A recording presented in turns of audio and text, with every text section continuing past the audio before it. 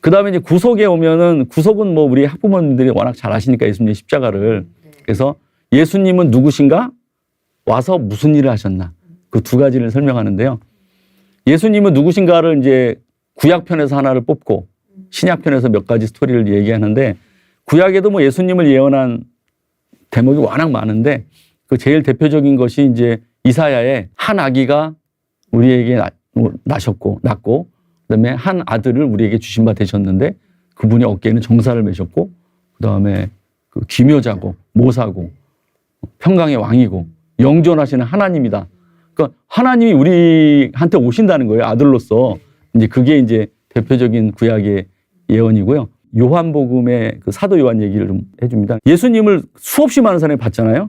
5,000명도 먹이시고 병자도 고치시고 뭐 세리와 창기랑 어마어마하게 다니시고 설교하시고 많이 봤는데, 그중에서 12명만 3년 내내 쫓아다닌 거고요. 그 12명 중에서도 조금 레벨이 있는 것 같아요. 그 베드로하고 요한하고 야고보 세 사람은 꼭 이제 다른 사람 오지 말라고 할 때도, 예를 들자면 뭐 야이로 회당장의 딸을 살릴 때라든지 뭐 겟세마네 동산 기도하실 때라든지 뭐 이런 때는 아주 결정적일 때는 꼭 세 사람만, 변화산에 갈 때도 그렇고, 그 최측근은 이제 베드로하고 요한과 야고보인데, 요한이 빌라도의 법정까지도 갔다는 설이 있고, 결정적으로 요한이 예수님 십자가 밑에 어머니 마리아를 모시고 가지 않습니까?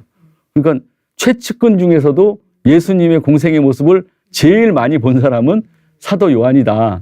요한이 마리아가 돌아가실 때까지 끝까지 모셨다 그래요.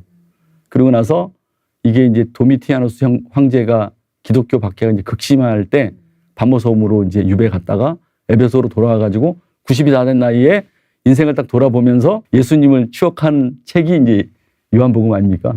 그러면서 그 요한복음에다 딱 고백하는 내용이, 내가 예수님 오셨을 때 이스라엘 백성 전체 중에서 나보다 예수님하고 더 가까이 지낸 사람 없지. 내가 최고로 예수님의 모습을 전체를 다 본 사람인데, 내가 90년 동안 살아보고 돌아보니까 예수님이 하나님이셨네. 그 고백이 요한복음인 거죠. 태초에 말씀이 계셨는데 말씀이 하나님과 함께 계셨고, 그 말씀이 바로 하나님이야. 하나님 말씀으로 세상을 창조하셨는데, 그 창조하신 것 중에 하나도 말씀 없이 된 것은 하나도 없다. 그 말씀이 육신이 돼서 우리가 오셨는데 은혜와 진리가 충만하신 그런 분이야. 그분이 하나님이야. 내가 3년 동안 따라다닌 분이 하나님이야. 이렇게 고백하는 책이 요한복음이다. 그래서 이제 결론은 뭐냐? 예수님 누구시냐? 예수님이 하나님이시다. 그러니까 4대 성인 중에 한 사람이 아니고, 우리가 존경하는 사람이 아니고, 위대한 선지자가 아니고, 그분이 하나님이다 하는 걸 명확하게 가르치려고 애를 쓰고 있습니다.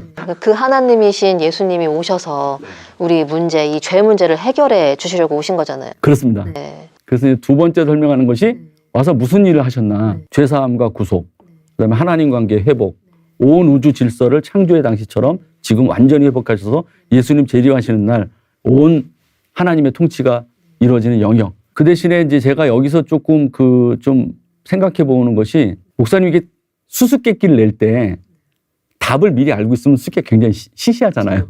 재미없잖아요. 이 제임스 패커의 하나님을 아는 지식이라는 책을 보니까 이 신앙적으로 제일 걸림돌이 되는 지점이 있는데, 그 지점이 하나는 뭐냐면은 성육신이에요. 신이신데 사람의 모습을 입고 이 모든 한계를 입고 이 땅에 오신다고?